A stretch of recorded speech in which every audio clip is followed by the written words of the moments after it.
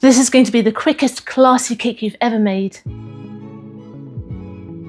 Hi everyone, it's Tash and welcome to another Wednesday recipe video. And today we're going to be making an gooey rum and prune chocolate cake. Trust me with the prunes. Timestamps are down below and in the description if you want to skip the initial blah blah, but stick around if you want to hear a little bit about what we're making first. Although there's not much to it because it's all in the name. The cake has rum, prunes and chocolate, and it is very gooey. This feels like a very grown-up cake. I say this, I'm a literal adult. But it's got such a sophisticated vibe to it because we've got the booze with the rum, we've got the prunes which do feel pretty adult, good for fibre. Lots of dark, proper dark chocolate, and is super rich, almost molten but not quite. More set than a lava cake, less set than a cake. You will need to start this the night before, but all you're doing is chucking some prunes and rum in a bowl. That's the preparation. When it comes to actually making the cake, all it takes is about 10 minutes with a bowl and a wooden spoon stirring everything together, and 25 minutes baking. You don't even have to let it cool down completely. You can just eat it while it's still warm. In fact, it's best while it's still warm, I think. So with all that said, let's go to the kitchen and see how it's done.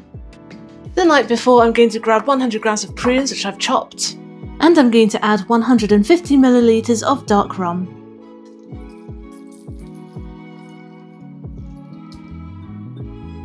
Now I'm just going to cover them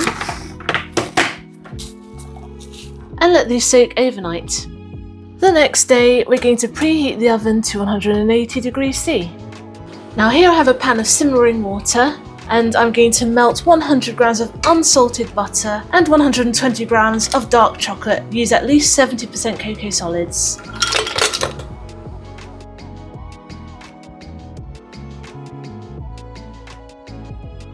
Once it starts melting, just give everything a stir together.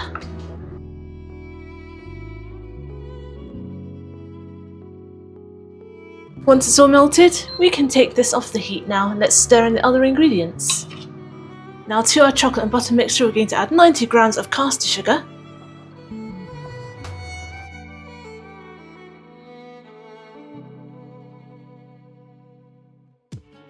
so this is still warm but not red hot. Time to add the eggs. And I'm going to add 2 eggs.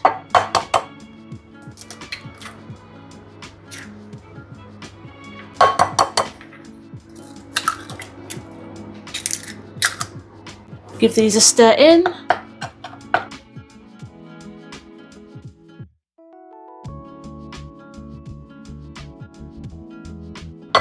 Now I'm going to sift in 40 grams of plain flour and 15 grams of cocoa powder.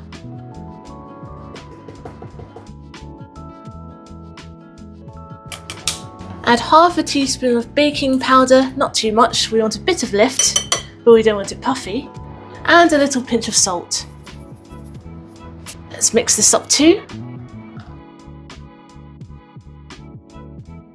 And now of course for our prunes. Remember these, we're going to put the whole thing, rum and all, into our cake mixture.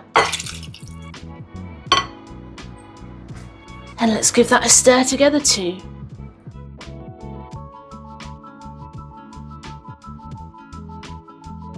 Right, cake tin time.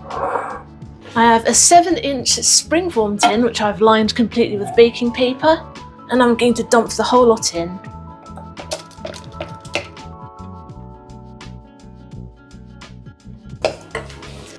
And now I'm going to bake this for just 20 minutes, just until it is set but still a little bit gooey inside, so see you then.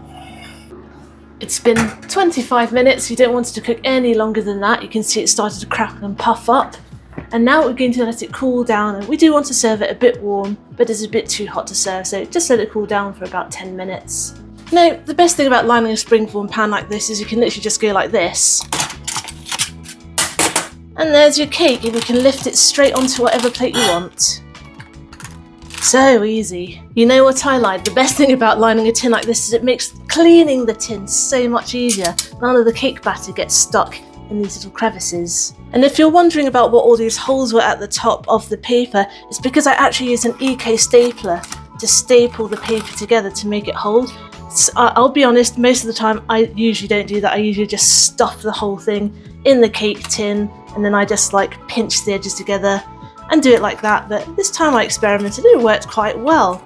You can actually use a normal stapler to do it with the metal ones, just as long as the metal isn't touching the cake and they're not going to get any cross-contamination, because they're just metal, they'll be fine for the oven. But like I said, they're not food safe, so make sure they don't touch the cake. Just in case you wanted to see how my eco stapler worked, this is it.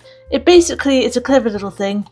It creates a hole and then it folds a flap into the hole, which secures the paper. You can't really see it working. Let me give it a go. Hang on. Put that in, give it a press. It's hard to do at this angle.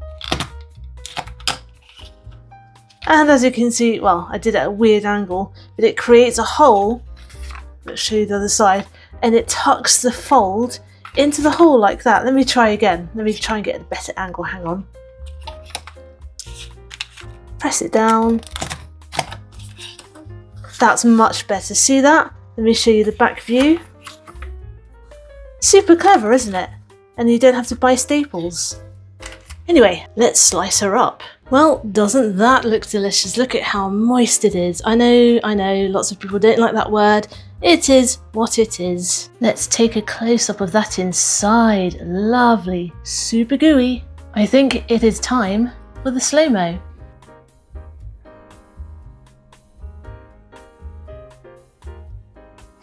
The smell of chocolate and rum is phenomenal. Did you see that squish when we slow-made it with a spoon? I did attempt to make a quenelle out of clotted cream. I cheated, I used 2 spoons. I can't do that fancy when you heat up 1 spoon and you do a little twist. One day I'll learn how to do a proper quenelle. Because this cake is so rich, it needs something neutral if you're going to serve it with anything, so I would recommend cream or ice cream. Just a good vanilla or unflavoured ice cream, like a milk ice cream. It doesn't need anything else. Anyway, cheers! It's almost like chocolate mousse in the centre. So rich, and because those prunes are so fudgy, it's just the perfect texture combination. There's the tiniest bit of sharpness from those prunes which goes together so well with the dark chocolate. And of course the rum packs a bit of a punch because we put a good amount of rum in there. Now this is after all a rum and chocolate cake, but if you really don't want alcohol in it, you can substitute the rum for coffee. I would add a little more sugar in though, because coffee is by nature bitter, so you'd be adding more bitterness to it. And I wouldn't make the coffee too strong, but it can still work with coffee instead of rum. And if you don't like prunes, go away. This is a prune and chocolate cake, primarily. If you make it without the prunes, it's just a chocolate cake. And without the prunes and the extra moisture that you soak the prunes in, it won't be as ooey gooey. Even if you think you don't like prunes, try it in this cake. Might change your mind. So there we go, a gooey rum and prune chocolate cake. Thanks for watching. I hope you enjoyed today's recipe video, and I hope you'll join me next Wednesday for my next one. Get the full written recipe on my blog tashcakes.com, follow me on Instagram, I'm tashcakes.taste, and find me on TikTok too, I'm tashcakes there too, but my handle is food in slow motion. Subscribe and hit the notification bell if you'd like to see more. Give this video a like if you liked it to help other people find it. Comment down below if you'd like me to make anything in particular, and I'll see you all next time. Be good, be nice, and have a good week.